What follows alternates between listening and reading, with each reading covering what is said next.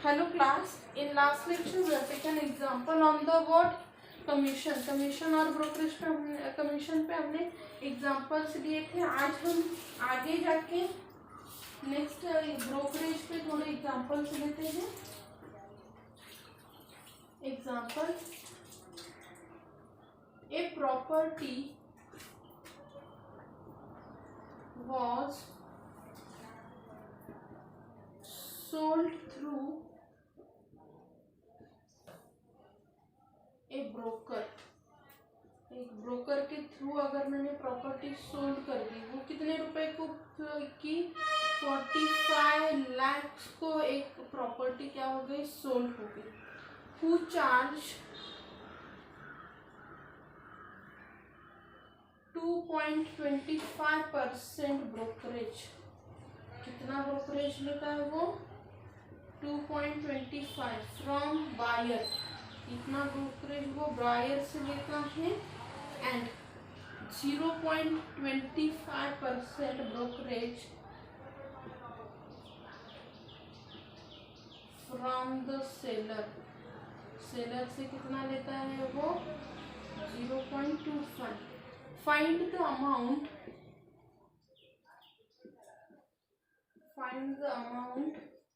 Paid by the broker, paid by the buyer. Buyer ने कितने amount उसे pay की होगी। Also find the amount received by the seller and broker.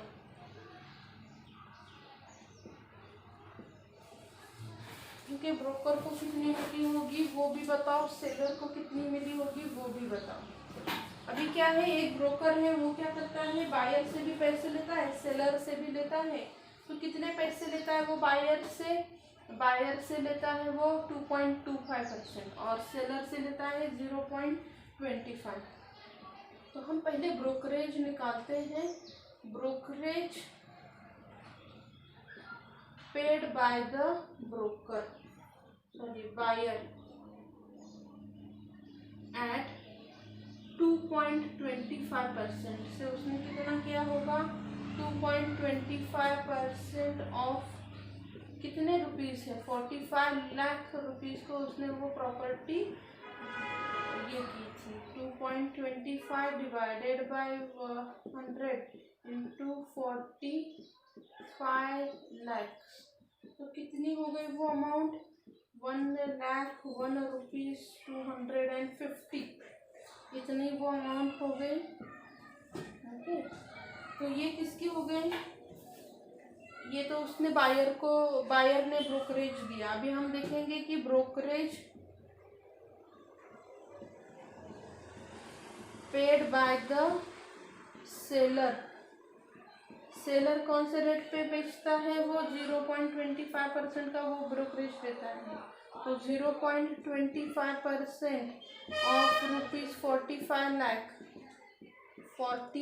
Lakh पे वो कितना देगा फिर, 0.25 अपॉन 100 इंटू 45 लाख, मतलब वो कितना दिया होगा उसने, ₹11,025%। ओके, तो देखो बायर ने सेलर ने भी कितना दिया, इतना। तो total amount paid by buyer ने कितने पैसे दिए होंगे, उसने वो जो भी ये है प्रॉपर्टी है उसकी amount, price of the property plus brokerage, right ना, plus brokerage paid by buyer. कितनी थी प्रॉपर्टी की अमाउंट थी, 45 लाख रुपीस, प्लस उसने क्या किया, 1,01,250 रुपीज़ उसने ब्रोकरेज भी दिया। तो उसने टोटल कितने पेड किए होंगे, उसे टोटल पेड करने पड़े 46,01,250 रुपीज़ उसे पेड करने पड़े। अभी net amount received by the seller, अभी सेलर को कितनी मिली होगी, प्राइस ऑफ प्रॉपर्टी, अभी माइनस करने पड़ेंगे उसमें से, उसे कुछ पैसे किसे देने पड़े, brokerage paid by seller, seller को भी उसे कुछ पैसे ये ब्रोकरेज देना पड़ा ना, तो 45 लाख, ये 45 लाख में से कितना ब्रोकरेज उसने दिया, 11,250 रुपीज़ का उसने ब्रोकरेज दिया, मतलब उसे वो प्रॉपर्टी के पैसे कितने मिले, 44,88,750 रुपीज़ उसे देने पड़े, राइट ना, सेलर को। अभी मैं ये ऊपर वाला थोड़ा एग्जाम्पल रफ कर देती हूँ, आप वीडियो पॉज करके लिख लो। अभी हमें और एक क्या निकालने के लिए बचा कि ब्रोकर को फिर कितने पैसे मिल गए टोटल, वो हमें निकालना है। अभी ब्रोकर को कितने पैसे मिले, total amount received by broker, उसने brokerage paid by buyer plus brokerage paid by seller. Brokerage कितना दिया था बायर ने, 1,01,250 रुपीज इतना उसने दिया था, और 11,250 इतना सेलर ने दिया था, तो 1,12,050 रुपीज इतना क्या हो गया, टोटल उसको ब्रोकरेज मिल गया। कितना है ब्रोकरेज, 1 लाख। ओके, तो ये थोड़ा अमाउंट जो है आप ऐसे हाईलाइट कर लो, ये किसका है, बायर ने दिए हुए पैसे, ये मिल गए सेलर को पैसे, और ये हो गया उस ब्रोकर का ब्रोकरेज। तो ऐसे आपको क्या करना है, एग्जाम्पल सॉल्व करना है। देखो एग्जाम्पल एकदम इजी था। ओके, अभी आपको क्या करना है, थोड़ा सा ज़्यादा कैलकुलेट करना है कि ब्रोकर, उन्होंने बहुत सारी चीज़ें पूछी थी कि बायर को कितना मिल गया, बायर ने कितने दिए, फिर आपके सेलर को कितने मिले और ब्रोकर को कितने मिले। तो मुझे क्या करना, हमें क्या करना पड़ता है, हर एक सेपरेटली निकाल लो एंड सॉल्व करो। आई थिंक आपको एग्जाम्पल समझ में आया होगा कैसे करना है आपको सॉल्व। ओके,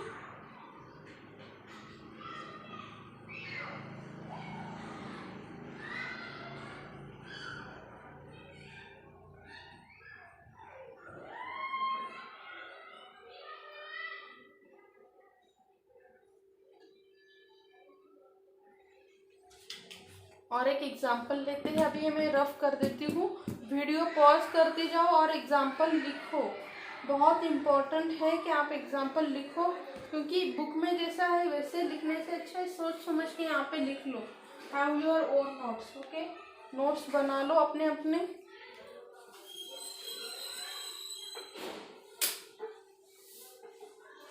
और एक एग्जाम्पल देते हैं हम।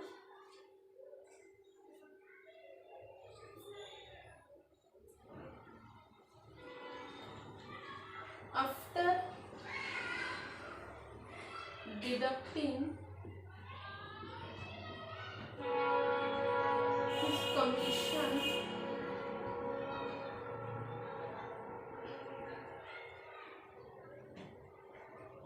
from the sales at 8% on the first ₹20,000। समझ लो एग्जाम्पल कैसे है, and 10% on the sales above 20,000, an agent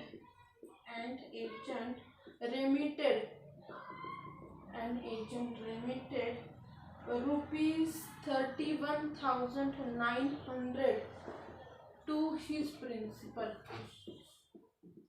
क्या हो गया कि find sale value, find sale value.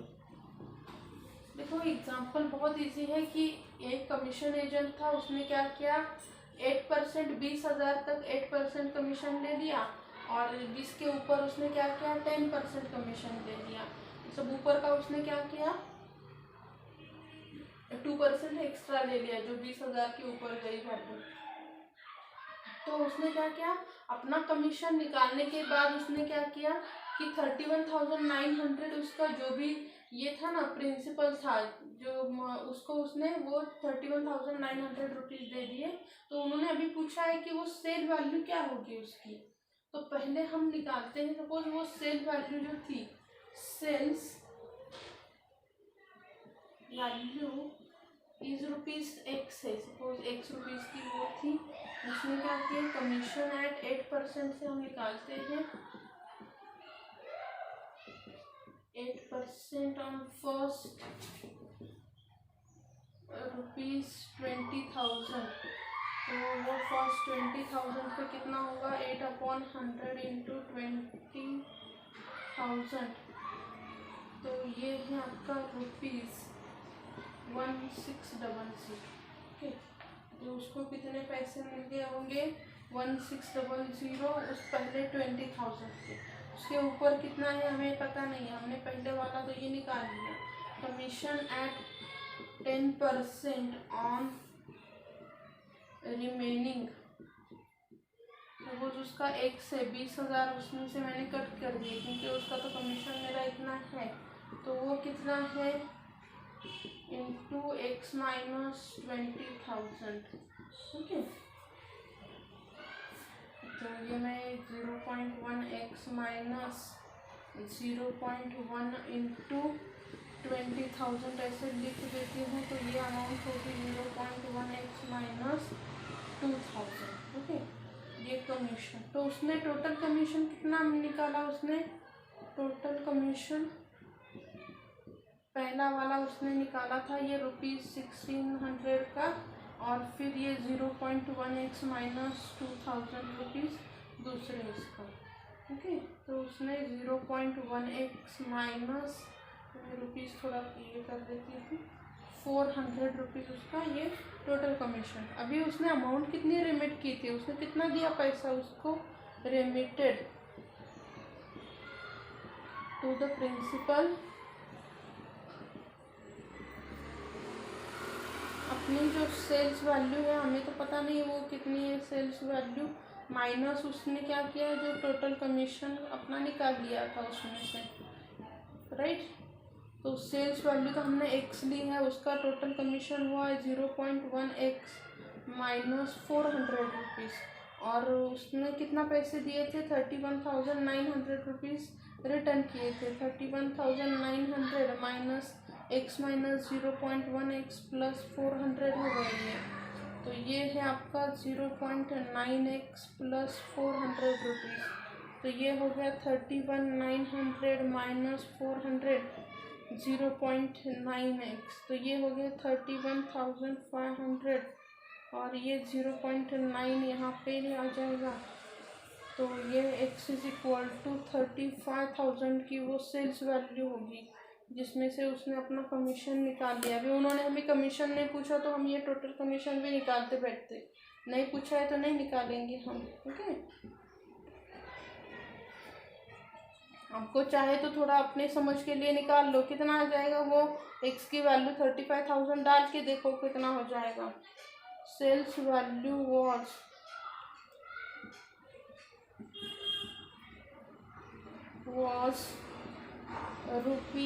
₹35,000। Okay, तो कितनी होगी वो सेल्स की वैल्यू, सेल्स की वैल्यू होगी रुपीज़ इतने। ओके, थोड़ा अपने हिसाब के लिए निकालो कि अगर उन्होंने पूछा होता इसमें कि टोटल कमीशन कितना हो जाएगा तो यहाँ पे x की जगह डाल दो कि 35,000 कितना आंसर आएगा ढूंढ लो फिर।